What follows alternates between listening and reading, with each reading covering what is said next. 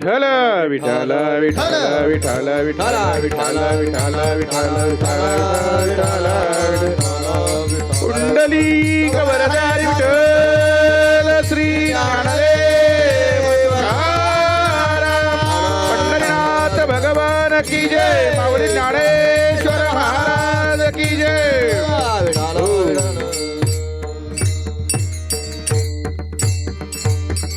महाराज आजच्या अभंगातील तिसऱ्या चरणामध्ये सांगतायत, पताकांचे भार मिळाले अपार आणि होतो जे जे कार भीमा तिरी.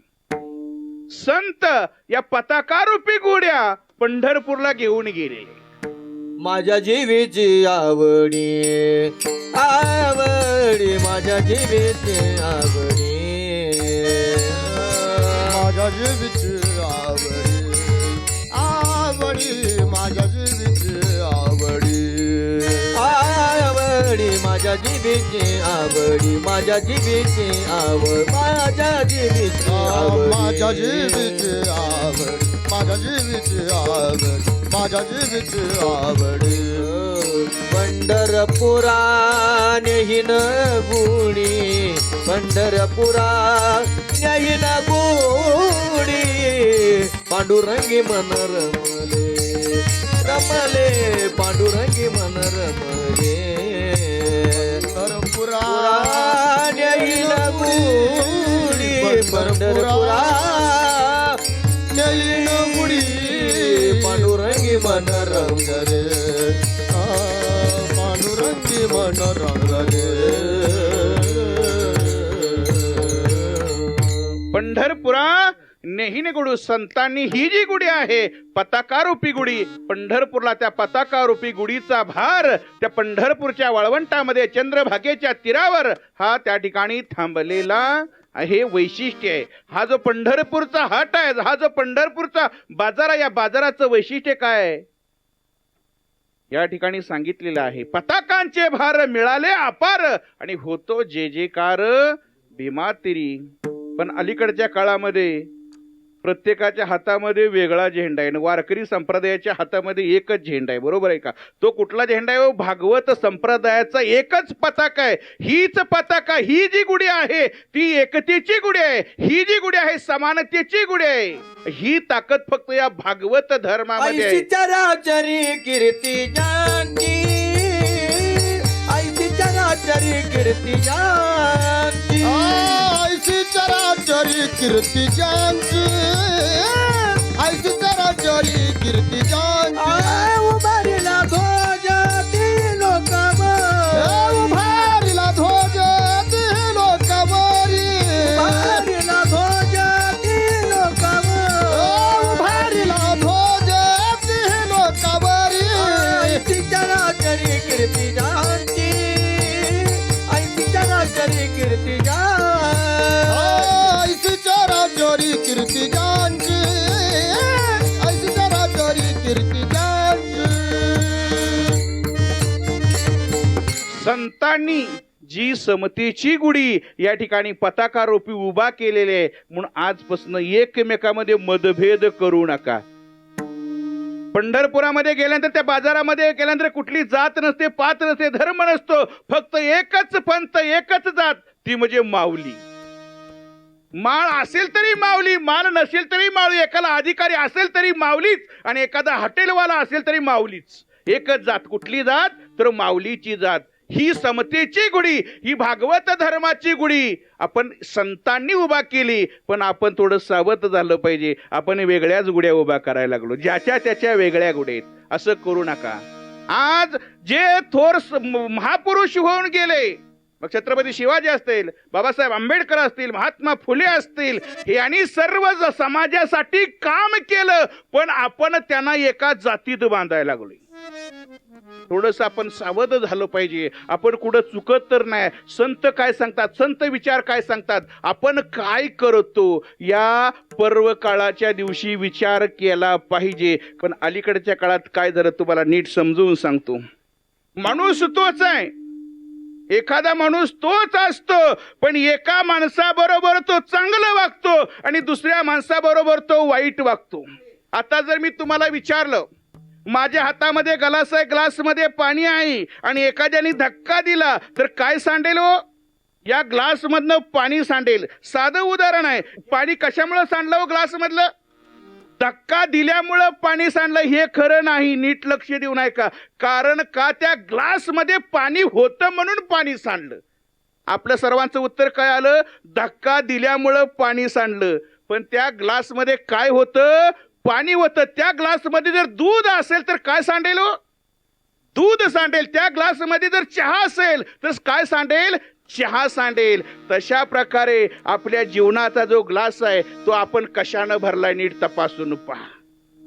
घराघरामध्ये कलह वाढलेत. एकच व्यक्ती, एकच असणारी सून आपल्या आई बरोबर व्यवस्थित वागते आणि तीच सून आपल्या सासू बरोबर चुकीचं वागते. कारण या ठिकाणी आपण जे करायला पाहिजे ते करत नाही, नको ते करायला लागलेलं आहे. आपल्याला काय करायचं आहे? आजच्या अभंगामध्ये सांगितलंय, पताकाचे भार मिळाले अपारण, होतो जे जेकार. ज्याचा जे जेकार करायचा आहे त्याचा करा. कारण का? भगवंतच आपल्याला सर्वातून मार्ग दाखवणार आहे. ज्या गोष्टीचा आपण जे जेकार केला पाहिजे तेच जीवनामध्ये करा. आणि कुठं करायचा याला सुद्धा महत्व आहे महाराज बरं का. कुठं करायचा? हा भीमातिरी जे जे करा का कुठे हो? पताकांचे भार मिळाले अपार आणि होतो जे जे कार. जागेला फार महत्व आहे. एका साईडला चित्रपट थिएटर आहे आणि एका साईडला मंदिर आहे. जर तुम्ही मंदिरामध्ये गेला तुमच्यामध्ये काय बदल होतो आणि तुम्ही थिएटर मध्ये गेला तर तुमच्यामध्ये काय बदल होतो थोडं तपासा. तुमच्यात काय बदल होतो का या दोन ठिकाणी गेल्यावर? मंदिरामध्ये जर तुम्ही गेला तर सर्व विकार जागचे जागेला थांबतात. ही ताकद त्या जागेची आहे. मंदिरामध्ये गेले की समजा विकार जागच्या जागेला थांबतात. आणि आपण जर थिएटर मध्ये गेलो तर समदे विकार जागे होतात. कारण ते वातावरण तसं असतं, तिथे विचार तसे व्यक्त होत असतात. म्हणून चंद्रभागा कशी आहे, भीमा तीर कसा आहे, पवित्र आहे. म्हणून जागेला महत्व द्या. कुठं जायचं आहे? इतर ठिकाणी न जाता फक्त जायचं कुठं तर त्या पंढरपूरच्या बाजारामध्ये जायचं आहे. त्या पंढरपूरच्या तीर्थक्षेत्रामध्ये जायचं आहे. तुम्ही म्हणाला असं कसं काय जागेमध्ये महत्व आहे? तुम्हाला समजावं म्हणून सांगतो. जर तुम्ही घरी बसून नामस्मरण केलं, भगवंताचं नामचिंतन केलं तर तुम्हाला फक्त 35 मार्क पडतील. म्हणलं असं कसं काय? तुम्ही तर सांगताय जाणी व निनी व भगवंती नाही, हरी उच्चारिणी पाहे मोक्ष सदा. होय, बरोबर आहे. तुम्ही जर या ठिकाणी घरी बसून नामचिंतन केलं तर तुम्हाला फक्त 35 मार्क पडतील. आणि तुम्ही जर तीर्थक्षेत्राच्या जाऊन नामस्मरण केलं तर तुम्हाला पैकीच्या पैकी मार्क पडतील. तुम्ही म्हणाला असं कुठं आहे काय? म्हणले महाराज आहे, असं आहे. जागेमध्ये एक महत्व आहे. बघा, आपल्याकडे दिवाळीला बंपर ऑफर चालू असतं. एक शर्ट घेतला की त्याच्यावर 5 शर्ट फ्री. तशा प्रकारे तीर्थक्षेत्राच्या ठिकाणी बंपर ऑफर चालू असते. कायम स्वरूपी बंपर ऑफर चालू असते. लक्षात यावं म्हणून तुम्हाला सांगतो. आपण जे सफरचंद खातो पिकतंय कुठं? हिमालयात. बरोबर आहे का? हिमालयात पिकतं आणि इकडे येतं. तेच झाड जर आपण आपल्या भागामध्ये लावलं येतं का नाही हो? त्याला फळं येतील का नाही? अहो, ते झाड आपण आपल्याकडे लावलं तर त्याला सफरचंद येतील. हिमालयात पिकलेलं सफरचंद आणि या ठिकाणी आपल्याकडे पिकलेलं सफरचंद दोन्ही समोरासमोर ठेवा आणि दोन्ही खाऊन बघा. तुम्हाला कुठलं चांगलं लागेल हो? तुम्हाला हिमालयातलंच चांगलं लागेल. कारण का? हेही सफरचंदच आहे आणि तेही सफरचंदच आहे. परंतु तिथलं जे वातावरण आहे त्या जागेमध्ये ती ताकद आहे, ती आपल्या जागेमध्ये नाही. म्हणून आपण नामस्मरण करतो, पण कुठं केलं पाहिजे आणि कुठं जाऊ? मग तुम्ही मला घरी बसून करायचंच नाही का? करा. कारण ठाईच बैसोणी करा एकचित्त नामचिंतन. हे आपण काय केलं पाहिजे? केलंच पाहिजे. प्रेमानं भजन करा. विठ्ठल विठाला विठाला विठाला विठाला विठाला विठाला विठाला विठाला विठाला विठाला विठाला विठाला विठाला विठाला. हो, म्हणून या ठिकाणी जागेला महत्व द्या. स्वतःच्या अंतःकरणातला ग्लास आज तपासा. तो चांगुलपणानं भरलाय, द्वेषानं भरलाय का रागानं भरलेला आहे? कारण का? या पंढरपूरच्या बाजाराचं हेच वैशिष्ट्य आहे. पताकांचे भार मिळाले अपार आणि होतो जे जे कार. भीमातिरी हे काय आहे? त्या पंढरपूरच्या बाजाराचं वैशिष्ट्य आहे. पण त्या वैशिष्ट्याचा आपल्याला फायदा काय आहे? अभंगाचं 4थं चरण. हरी नाम गरजता भय नाही चिंता. हरी नाम गरजता भय नाही चिंता. हरी नाम गरजता भय नाही चिंता. हरी नाम गरजता भय नाही चिंता. हरी नाम गरजता भय नाही चिंता. हरी नाम गरजता भय नाही चिंता. हरी नाम गरजता भय नाही चिंता. हरी नाम गरजता भय नाही चिंता. ऐसे बोले गीता भागवत. ऐसे बोले गीता भागवत. काळी वाजवावी गुढी उभारावी. काळी वाजवावी गुढी उभारावी. ऐसे बोले गीता भागवत. ऐसे बोले गीता भागवत. काळी वाजवावी गुढी उभारावी. काळी वाजवावी गुढी उभारावी. विठोबार कुमार. विठोबार कुमार. बार कुमार. विठोबार कुमार. कुमार कुमार. विठोबार कुमार. कुमार कुमार. कुमार कुमार. कुमार कुमार. कुमार कुमार. कुमार कुमार. कुमार कुमार. कुमार कुमार. कुमार कुमार.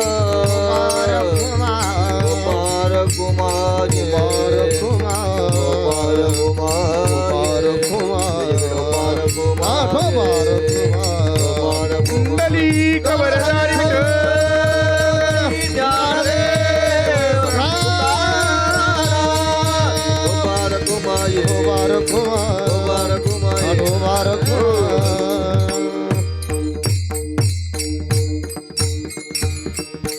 दौंडी चालू आहे बरं का. पहिल्या चरणापासून दौंडी चालू आहे. दौंडी आपण सर्वजण ऐकत आहेत. सांगणारे कोण आहेत? तर चोखोबार आहेत. आणि 4थ्या चरणामध्ये तुम्ही जर दौंडी ऐकली तर आपला फायदा सांगितलेला आहे. काय फायदा सांगितला? हरिनाम गरजेता भय नाही. आपल्याला भय कशाचा आहे? कुठलं भय आहे आपल्याला? काळाचं लय भीती आपल्याला. बरोबर आहे का? कधी काळ येईन, काळोबा कधी घेऊन जाईल याची आपल्याला फार भीती आहे. पण लक्षात ठेवा, या काळाला देखील माघारी पाठवायची ताकद भगवंताच्या नामस्मरणामध्ये. भगवंतामध्ये. भगवंत म्हणजे भगवंताचं नामस्मरण म्हणजे वेगळं नाही बरं का. एकच आहे. ज्यावेळेस कौरव पांडवाचं युद्ध सुरू व्हायचं होतं, काय होतं? कौरव पांडवाचं युद्ध सुरू व्हायचं होतं. त्यावेळेस दुर्योधनाने ज्योतिष पंडिताला बोलवलं. सर्वांना एकत्र बसवलं. कारण त्यावेळेस श्रीकृष्णदेव मध्यस्थी करायला गेलती. पण त्यांचं बी कौरवाने ऐकलं नाही. आणि त्या ठिकाणी ज्योतिषाने एवढा अभ्यास केला आणि अभ्यास करून सांगितलं. दुर्योधनाने विचारलं होतं, आज जर या ठिकाणी कुरुक्षेत्रावर युद्ध झालं तर विजयी कोण होईल? आता ते पंडित होते, ज्योतिष होते. त्यांनी सर्व त्या ठिकाणी अभ्यास केला. सर्व बघितलं, सर्व ग्रहाचा, सर्व नक्षत्राचा अभ्यास करून सांगितलं, दुर्योधना आज जर युद्ध झालं तर या असणाऱ्या नगरीचा राजा कोण आहे? हस्तिनापूरचा राजा हा दुर्योधनच होणार आहे. हे काळ्या दगडावरची रेघ आहे, तू लिहून घे. कुणी सांगितलं होतं? आपल्या ज्योतिष पंडिताने सांगितलं होतं. 10-12 दिवस युद्ध अखंडपणे चालू होतं. 10-12 दिवसानंतर त्यानं बघितलं तर असंख्य सैनिक आपलं नरबळी गेलेले आहेत, संपलेले आहेत. आता करायचं काय? अवघड झालं. ज्योतिषाने जर सांगितलं हस्तिनापूरचा पुढचा राजा दुर्योधनच होणार आहे. पण इथं तरी वेगळं होतंय. कौरव हारताना दिसतायत, पांडव जिंकताना दिसताय. मग जे ज्योतिष सांगितलं ते चुकीच आहे का?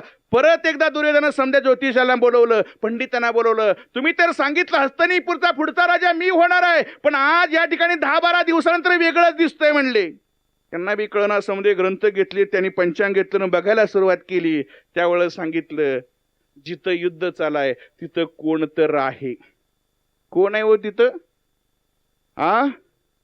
कारण त्या युद्धभूमी एक होता, त्याचं नाव होतं श्रीकृष्ण. आणि तो असणारा व्यक्ती ग्रहांच्या दिशा, नक्षत्रांची अवस्था बदलतोय. म्हणून लक्षात ठेवा, आपल्या जीवनात कितीही दुःख असू द्या, त्यातनं जर तुम्हाला पुढे जायचं असेल तर त्या भगवंताला जवळ करा.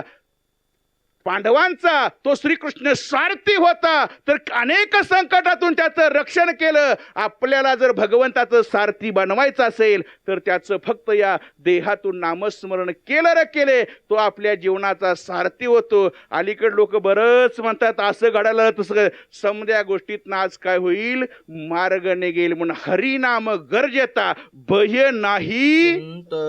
म्हणून जर तुमच्या जीवनातलं भय संपवायचं असेल तर आज काय करा? त्या भगवंताचं नामचिंतन करा. ही नामात ताकद आहे. दोघं मित्र होते, पंढरपूरला गेले. दोघांचा विचार जुळाना. चंद्रभागेच्या तीरावर पाहिले, थांबले होते. पश्चिमेकडच्या बाजूने तमाशाचा आवाज आला, पूर्वेकडच्या बाजूने कीर्तनाचा आवाज आला. दोघांचं काय मन जुळलं नाही. एक जण तमाशाला गेला आणि एक जण कीर्तनाला गेला. 2 तासानंतर दोघं एकत्र आले. पण घडलं होतं उलट. जो तमाशाला गेलता त्याला सापडले होते 500 रुपये आणि जो कीर्तनाला गेलता त्याला चावला होता विंचू. दोघांचं डोकं चलणारे म्हणजे ही काय भानगड आहे? मी गेलो कीर्तनाला, मला चावला विंचू, आणि तू गेला तमाशाला आणि तो आला 500 रुपये घेऊन. चल म्हणले त्या महाराजाकडे. हे घडलं कसं काय? दोघं जण महाराजाकडे गेले. महाराज दर्शन, ओ म्हणले महाराज, ही काय भानगड आहे? मी तुमच्या कीर्तनाला आलो तरी मला विंचू चावला आणि हा तमाशाला जाऊन 500 रुपये घेऊन आला. महाराजांनी विचार केला आणि सांगितलं, हो म्हणले बाळ बरोबर आहे. आज जो तमाशाला गेलता त्याला सांगितलं भगवंताने तुझ्या नशिबामध्ये आज तुला करोड रुपये द्यायचे ठरवले होते. आज तुला करोड रुपये द्यायचे ठरवले होते, पण नको त्या ठिकाणी गेला आणि फक्त 500 रुपये घेऊन आला. आणि जो कीर्तनाला आलता त्याला सांगितलं आज भगवंत तुझा सर्पदंश होऊन तू संपणार होता, पण भक्तीच्या ठिकाणी, नामस्मरणाच्या ठिकाणी आला म्हणून सर्पाचं इच्छावर भागलं. हे मी नाही सांगत, संत सांगतात. एका जनार्दनी भोग प्रारब्धाचा, एका जनार्दनी भोग प्रारब्धाचा, एका जनार्दनी भोग प्रारब्धाचा, एका जनार्दनी भोग प्रारब्धाचा, एका जनार्दनी भोग प्रारब्धाचा, एका जनार्दनी भोग प्रारब्धाचा, एका जनार्दनी भोग प्रारब्धाचा, एका जनार्दनी भोग प्रारब्धाचा. हरिकृपेचा नाश झाला, हरिकृपेचा नाश झाला, हरिमुख गाता हर परिचिंता, हरिमुख गाता हर परिचिंता. नाश झाला, हरिकृपेचा नाश झाला, हर परिचिंता, हरिमुख गाता हर परिचिंता. हे मी नाही सांगत, नाथ महाराज सांगताय. जर तुमच्या जीवाची संकट घालवायची असेल तर ती ताकद कशामध्ये आहे? तर भगवंत नामामध्ये. म्हणून हरिनाम गरजेता भय नाही चित्ता, किंवा एका जनार्दनी भोग प्रारब्धाचा. आणि हरी कृपे, बघा कृपा शब्द आपण बघा दुसऱ्या चरणामध्ये बघितला, हीच हरीची कृपा आहे. जी ताकद भगवंतामध्ये नाही ती ताकद भगवंताच्या कृपेमध्ये आहे. भगवंताची कृपा मिळवायची असेल तर पंढरपूरच्या बाजारामध्ये जायचंय आणि त्याची कृपा मिळवायची आहे. कारण का, कृपा जर झाली, भक्त प्रल्हादाला किती वेळा मारायचा प्रयत्न केलता हो? 17 वेळा त्याला जीवन संपवण्याचा प्रयत्न केला, पण रक्षण करता कोण होता? भगवंत होता. काळाला सुद्धा प्रत्येक वेळेला परत जावं लागलं. ही कशाची ताकद आहे? नामाची ताकद आहे. म्हणून तयाच्या चिंतने निरसेल संकट आणि तराल दुर्गाट भवसिंधू. विठ्ठल विठ्ठल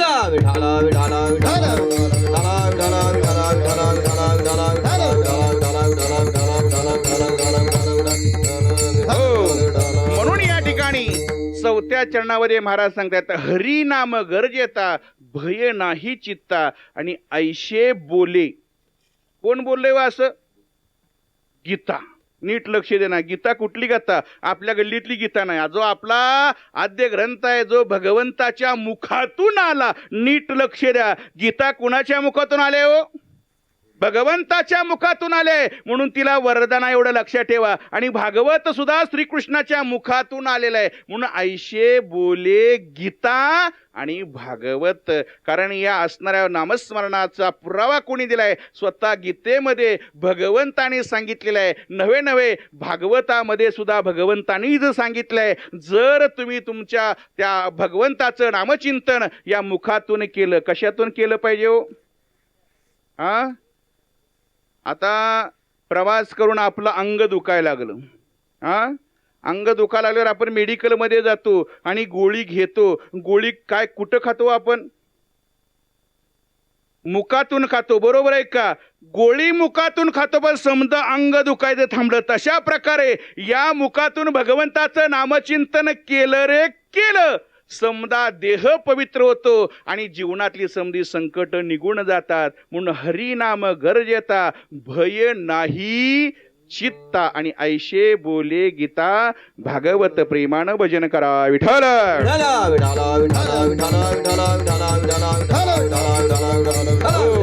आणि शेवटी चोकोबराया दौंडी देऊन काय सांगतात? अभंगाचं शेवट शुद्ध होऊन जावे, कटनट यावे, शुद्ध होऊन जावे, कटनट यावे, शुद्ध होऊन जावे, कटनट यावे, शुद्ध होऊन घटनट यावे, शुद्ध होऊन जावे, घटनट यावे, शुद्ध होऊन जावे, घटनट यावे, शुद्ध होऊन जावे,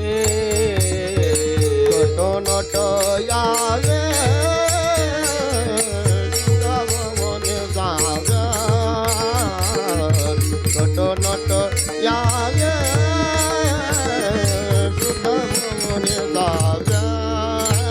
दौंडी पिटी भावे चोखा मेळा, दौंडी पिटी भावे चोखा मेळा, दौंडी पिटी भावे चोखा मेळा, दौंडी पिटी भावे चोखा मेळा, टाळी वाजवावी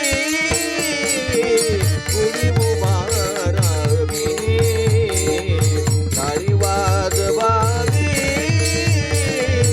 गुढी उभारा, देवडी पिटी भावे चोखा मेळा, देवडी पिटी भावे चोखा मेळा, देवडी पिटी भावे चोखा मेळा, देवडी पिटी भावे चोखा मेळा, टाळी वाजवावी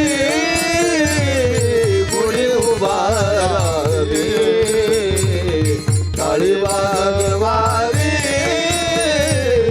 गुढी उभारावी. म्हणून चोकोबराय आजच्या अभंगातील शेवटच्या चरणामध्ये विनंती करून सांगतायत, खट नट यावे शुद्ध होऊन जावे आणि दौंडी पिटी भावे चोखा मेळा. या ठिकाणी थोर संत महात्मे आपल्याला दौंडी देऊन सांगतायत. मगाच सांगितलं दौंडी ही ऐकायची असती, त्याचं पालन करायचं असतं, कारण त्यांना काहीतरी आपल्याला सांगायचं असतं. म्हणून तुकोबार याने सांगितलंय खट नट. जे नट आहेत त्यांनी बिया, जे वक्ते आहेत त्यांनी बिया. आलं का लक्षात? म्हणजे काय, जे 10वी पास झाले त्यांनी या, 10वी नापास झाले त्यांनी या, गरीबांनी या, श्रीमंतांनी या, शूद्रांनी या, कुणीही बी या, पण या. कारण का, तुम्हाला जर शुद्ध करणारी जागा कोणती असेल तर ती हे तीर्थक्षेत्र आहे. म्हणून खट नट यावे. पण आपण जातो का हो? मगाच बघितलं. कारण का, आपल्या हृदयामध्ये नको ते विकार आहेत आणि नको ते आपण करत बसतो. पण करू नका. दुसरा काय करतोय बघत बसू नका. कारण का, संत सांगतायत आपली आपण करा. आपल्याला एक वाईट सवय लागली अलीकडच्या काळामध्ये, दुसऱ्याकडे बघायचं ना आपण त्यापुढं आणखी एक जाऊन थोडंसं वेगळं बोलतो. आपण नेहमी दुसऱ्या बरोबर तुलना करतो, दुसऱ्याची मापं काढतो. अजिबात जीवनामध्ये दुसऱ्याची मापं काढू नका, दुसऱ्याची तुलना करू नका. जर तुम्हाला तुलना करायचीच आहे, बघा इथं आमच्या माता भगिनी आहेत. माता भगिनीला जर मी विचारलं तुम्ही कपाळाला काय लावता, म्हणजे कुंकू लावता का टिकली लावता हे मला विचारायचं नाही, पण टिकली लावताना कुठं बघून लावता हो तुम्ही? आरशामध्ये बघून लावता. बरोबर आहे का? आरसा समोर घेताना आरशामध्ये बघून टिकली लावता. आणि टिकली जर व्यवस्थित नाही बसली तर त्या आरशामध्ये बोट घालता आणि कपाळाची टिकली दुरुस्त करता का कपाळाला बोट लावता? तुम्ही आरशामध्ये बोट घालत नाही, तर तुमच्या स्वतःच्या कपाळाला बोट लावता आणि कपाळाची टिकली व्यवस्थित करता. तशा प्रकारे जगाला सुधारत बसण्यापेक्षा स्वतःला सुधारा, जग आपोआप सुधारेल. आता लोकांना काय पडलंय, जगाला सुधारत बसू नका, जग आपोआप सुधारेल. फक्त स्वतः सुधारा. कारण का, आपली आपण करा सोडवण. आज पर्व काळ आहे, गुढी पाडवा आहे, स्वतःला तपासा. स्वतःची तुलना कालच्या स्वतःशी करा. काल माझ्यामध्ये काय वाईट होतं, आज पर्व काळ आहे, माझ्यातनी मी काय वाईट टाकून दिलं, नवीन माझ्या जीवनामध्ये मी काय प्रगती केली का? स्वतःचा पेपर दररोज संध्याकाळी तपासत चला. म्हणजे तुमचं लक्षात येईल मी त्याच वर्गात आहे का मी पुढे चाललोय. माणसानं त्याच वर्गात थांबायचं का पुढे जायचंय हो? माणसानं पुढच्या वर्गात गेलं तरच बरोबर आहे. त्याच वर्गात थांबला तर तो माणूस नाही. म्हणून दररोज तो स्वतःला तपासत चला, माझ्यामध्ये प्रगती होते आहे का अधोगती होते आहे. म्हणून स्वतःची तुलना स्वतः बरोबर करा, दुसऱ्या बरोबर करू नका. जर ह्यामध्ये तुम्हाला यश मिळवायचं असेल तर चोखोबराया सांगतात खट नट यावे आणि शुद्ध होऊनी. शुद्ध का व्हायचं आहे? कारण आपल्या अंतरंगामध्ये दोष आहेत आणि त्या पवित्र जागेमध्ये गेल्यानंतर ती एक ताकद असते. आणि ते सांगताय कसं आहे, कसं सांगतायत? भावानं सांगतायत. दौंडी पिटी भावे. भाव फार महत्वाचा आहे. तुम्ही जी भक्ती करता, तुम्ही जे नामस्मरण करता, याच्यामध्ये सर्वात महत्वाचं काय आहे? भाव आहे.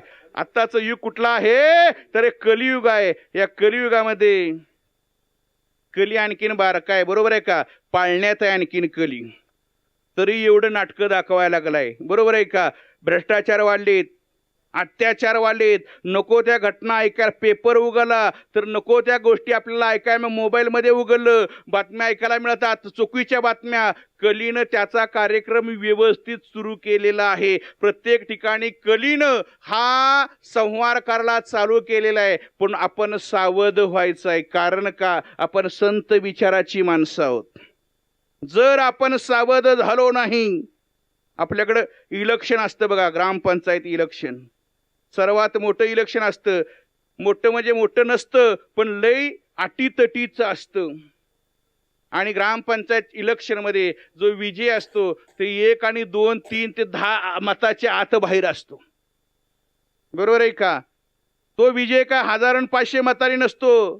पण जे राजकारणी असतात ते राजकारणी सावध असतात. उद्या मतदान आहे म्हणल्यावर आदल्या रात्री मिटिंगा घेतात. या वॉर्डामध्ये तुला किती मतं कमी आहेत याचा अभ्यास करतात. काय करतात?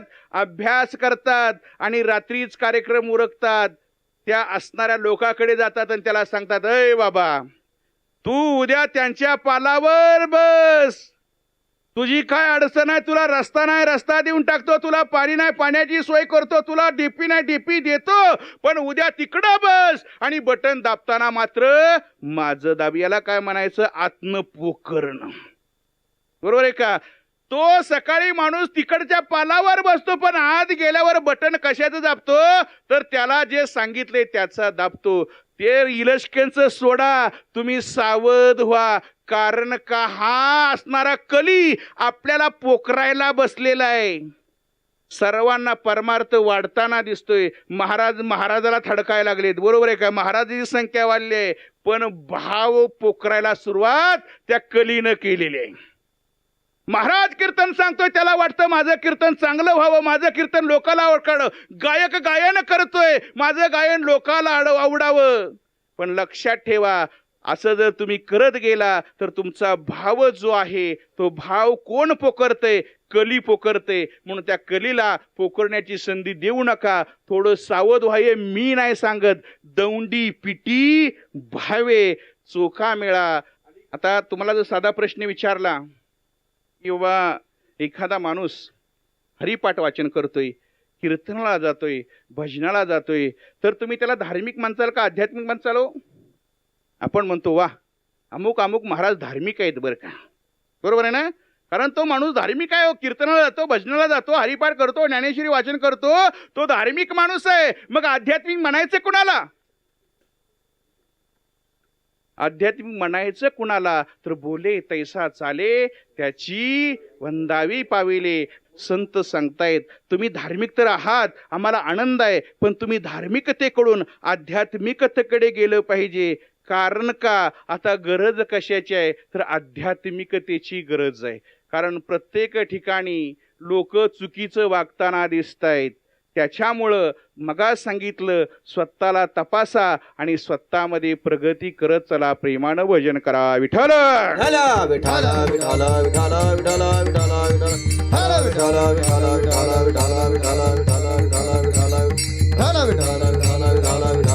विठ्ठल हो, म्हणून या ठिकाणी महाराज एक लक्ष घ्या. आज प्रत्येकाने आपले आई वडील तपासा थोडंसं. 5-50 वर्षापूर्वी सर्वांची परिस्थिती कशी होती? एकदम नॉर्मल होती, सर्वसाधारण होती. सर्व जे छपरामध्ये राहतं, कोणाकडे गाडी नव्हता, बंगला नव्हता, पण त्या काळातल्या लोकांची भावना अतिशय शुद्ध होती, अतिशय प्रामाणिक होती. हनुमान जयंती असेल, तुकाराम बीज असेल, रामनवमी असेल, लोक उत्साहानं मंदिरामध्ये यायची, तो कार्यक्रम करायची आणि परत कुठं भजन असेल तर आवडीनं चालत जायची, कुठं कीर्तन असेल तर आवडीनं चालत जायची, तिथला कार्यक्रम ऐकायची आणि आपली पुण्याई कमवायची. अरे, आपल्या पूर्वजांनी ही पुण्याई कमवून ठेवली आहे. नीट लक्ष देऊन ऐका. या पूर्वजांनी ही पुण्याई कमवली आणि त्यांच्या पुण्याईवर आज आपण सुख भोगायला लागलोय. लक्षात ठेवा. अलीकडं माता भगिनी मुलांना शिकवतात. काय करतात? मुलांना शिकवतात. पण लक्षात ठेवा, जर तुमचा मुलगा तुम्हाला तुमच्या जीवनामध्ये यशस्वी व्हावा वाटत असेल, सक्सेस व्हावा वाटत असेल, तर 3 गोष्टी एकत्र येणं गरजेचं आहे. स्वतःची मेहनत, ग्रामदेवतेची कृपा आणि आई वडिलाची पुण्याई. या 3 गोष्टी ज्या दिवशी एकत्र येतात, बघा आपल्याकडे MPSC UPSCच्या परीक्षा होतात आणि त्या UPSCच्या परीक्षेला हजारो मुलं बसतात आणि भरती किती होतात हो? 1000-2000च फक्त भरती होतात. का बाकीच्याने अभ्यास केलेला नसतो का? अहो, सर्वांनीच अभ्यास केलेला असतो, सर्वांनीच परीक्षा दिलेली असते, सर्वांनीच कष्ट घेतलेलं असतं, पण भरती तेच होतात. त्यांच्या कष्टामध्ये आई वडिलाची पुण्याई जमा होते. म्हणून थोडंसं सावध व्हा. आपल्या लेकरा बाळांना फक्त शिकवण्याचं डोक्यात ठेवू नका. आज एक संकल्प करा, चांगलं वागा. आपण एखादा म्हणतो, बाबा बरं झालं काहीतरी पुण्याई शिल्लक होती म्हणून तू वाचला. बरोबर आहे का? म्हणतो का नाही असं? म्हणून अलीकडं काय झाले, पुण्याई कमवणं गरजेचं आहे. पैसा तर मिळत राहणार आहे. म्हणून कुठं तुमच्या ठिकाणी असेल तर कीर्तन असेल, कीर्तनाला जात चला. कारण का? एक तुम्हाला महत्वाचा उद्देश सांगतो. मनुष्य जन्माला येतच असताना एक चरण आहे, पाप पुण्य करोनी जन्मा येतो. म्हणजे आपल्या सर्वाचं पाप आणि पुण्य हे समान झाल्यावरच आपण मनुष्य जन्माला आलेलो आहो. पण आता प्रत्येकाची जर परिस्थिती तपासली तर काही जणांच्या जीवनात असंख्य दुःख आहे आणि काही जणांच्या जीवनात असंख्य सुख आहे. हा फरक कशाला? इथं महाराज सांगतायत पाप पुण्य समान आहे. मग हा फरक कशामुळे आहे? हा फरक कशामुळे आहे? नीट लक्ष देऊन ऐका. कारण का आपण जे पुण्य कमवलंय ते इसकटलंय आणि आपण जे पाप केलंय त्याची पेंडी एकदम आवळलेली आहे. कारण का? जर आपण पाप करत असताना, वाईट वागत असताना नीट लक्ष देऊन ऐका, मन लावून वागतो आणि एखाद्याचं वाटूळ करतो, त्याच्यामुळं पापाची पेंडी एकदम आवळली जाते. पण पुण्य मात्र सहज करतो. मंदिरामध्ये सप्ताह असतो, सप्ताहामध्ये प्रसाद घ्यायला जातो, तीर्थक्षेत्राच्या ठिकाणी गेल्यामुळे आपल्यात पुण्य सहज गेलेला असतो, त्याच्यामुळं त्याची पेंडी बांधली जाते. त्याच्यामुळं लक्षात ठेवा, आपलं जे पुण्य कमवलेलं आहे ते इसकटलेलं आहे सध्याला. जर हे इसकटलेलं पुण्य तुम्हाला बांधायचं असेल तर आजच्या अभंगामध्ये कोण सांगतायत? आमची चोखोबराया सांगतात. काय सांगतात? खट नट यावे. मग कुठं आपण गेलं पाहिजे हो? कुठल्या वाटेनं जायला सांगितलेलं आहे आपल्याला? आध्यात्मिक वाटेनं जायला सांगितलेलं आहे. धार्मिक वाटेवर तर आपण आहोतच, पण आपली वाट तपासा, खरंच आपण आध्यात्मिक वाटेवर आहोत का? भजन पूजन कीर्तन करणं एवढंच महत्वाचं नाही, त्याचं फळ तुम्हाला मिळणार आहे, परंतु पुढच्या वर्गात गेलं पाहिजे. धार्मिकतेकडून आपण आध्यात्मिकतेकडे गेलं पाहिजे आणि त्या असणाऱ्या पंढरपूर सारख्या बाजारामध्ये जाऊन स्वतःला काय केलं पाहिजे? शुद्ध केलं पाहिजे. तिथं गेल्यावर शुद्ध होतं आणि इकडं होत नाही का? स्वदेहाला जर शुद्ध करायचं असेल तर फक्त एकच औषध आहे, एकच आहे, ते म्हणजे भगवंताचं पवित्र काय आहे? नामस्मरण आहे. आपण सर्व देवच आहेत, बरोबर आहे का? आपल्या गजानन महाराजचा एक मंत्र आहे बघा, गण गण गणात, बरोबर आहे का? याचा साधा सोपा अर्थ आहे बघा, गण गण गणात बोती. म्हणजे मी भगवंत आहे, तू भगवंत आहे, आपण सर्वजण भगवंत आहे. प्रत्येकाच्या हृदयामध्ये एकच भगवंत आहे. आलं का लक्षात? पण आपल्याला हे मान्यच नाही. कारण का? विकाराचं ओझं आपल्या त्या असणाऱ्या कशावर? त्या असणाऱ्या हृदयावर. त्या ठिकाणी भगवंत त्या ठिकाणी आहेच, पण त्याच्यावर शेवाळा आलेला आहे बघा. विहिरीमध्ये जर पाणी असतं पण शेवाळा आला की आपल्याला पाणी दिसत नाही. का दिसतंय? शेवाळा बाजूला केला की आपल्याला विहिरीतलं पाणी दिसतं. तशा प्रकारे आपल्या अंतरंगामध्ये प्रेमाचं, मधुरतेचं पाणी भरा आणि प्रत्येकाशी काय करा? चांगलं वागा. आणि चांगलं वागायसाठी संगत तपासा. जर तुमची संगत चांगली असेल, कारण का संताच्या संगतीमध्ये फार मोठी ताकद आहे बरं का. अर्धा क्षण घडता संताची संगती आणि तेने होय शांती महत पापा. मग ही जर तुम्हाला संगत मिळायची असेल तर तुम्हाला थिएटरमध्ये गेल्यावर मिळेल का हो संगत? मग तुम्हाला गेलं पाहिजे कुठं? तीर्थक्षेत्राच्या ठिकाणी गेलं पाहिजे. तुम्हाला त्याची संगत मिळाली रे, मिळाली. कुणाची? संताची संगत मिळाली. तुमचं कितीही प्रारब्ध वाईट असू द्या, म्हणून चोखोबराय शेवटी सांगतात, खट नट यावे आणि शुद्ध होऊनी जावे आणि दौंडी पिटी बहावे. चोखा मेळा प्रेमानं भजन करा. ज्ञानेश्वर माऊली ज्ञानराज माऊली तुकाराम. माऊली ज्ञानराज माऊली तुकाराम. ज्ञानेश्वर माऊली ज्ञानराज माऊली तुकाराम. ज्ञानेश्वर माऊली ज्ञानराज माऊली तुकाराम. हो, म्हणून या ठिकाणी जाताना एवढंच सांगेन, संत हे फार मोठे आपल्यावर उपकार करत असतात. त्यांच्या उपकाराची आपण परतफेड करू शकत नाही. त्यांचं वचन मानणं हीच त्यांची सेवा आहे. जर आज तुम्हाला आपल्या संतांचं बोलणं ऐकायचं असेल, आपल्याला ऐकायला येतं का हो? आपल्याला ऐकायला येतं का? आता जर वाटलं एखाद्याला ज्ञानोबाचं बोलणं ऐकायचं आहे, तुकोबांचं बोलणं ऐकायचं आहे, नाथांचं बोलणं ऐकायचं आहे, ऐकायला येतं का? हो, येतं. लक्षात घ्या,